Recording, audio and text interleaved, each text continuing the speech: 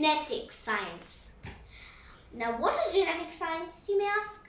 Well, my friend, genetic science is the form of science concerned with how different genes interact with each other. Now, this takes us to the story of Johannes Gregor Mendel, a 19th century monk who loved his pea plants.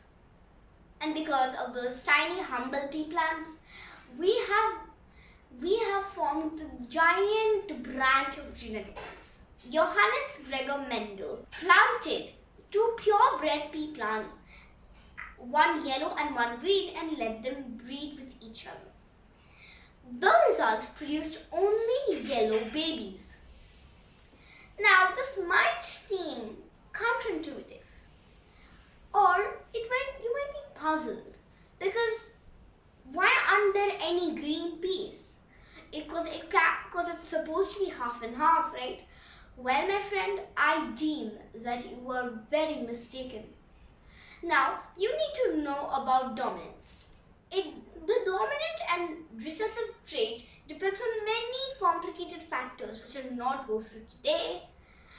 But a dominant trait always overpowers the recessive trait, meaning the green pea, which was the recessive allele here, gave a recessive green allele to each pea child, and the yellow pea mom gave a dominant yellow allele to each pea kid.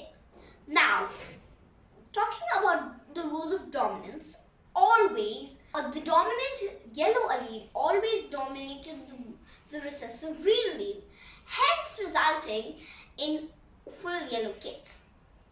Now, Mendel let 2 of these inbred pea plants crossbreed with each other. It produced 3 yellow kids and 1 green kid. Now, this was very weird because in the first generation of reproduction, there were no green peas.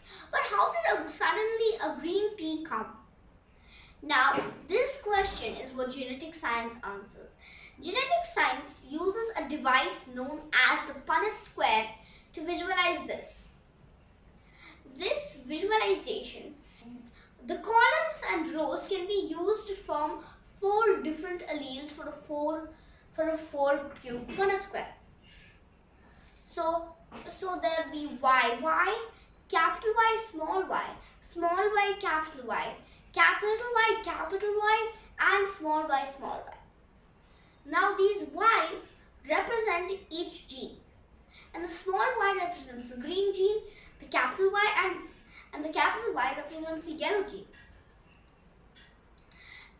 And capitals signify dominance. So in 3 out of 4 cases, the dominant allele overpowered the recessive allele. The only times when the alleles didn't get into a war was when there were only recessive alleles. So this tells us that the beginnings of genetic science were from a few humble peas.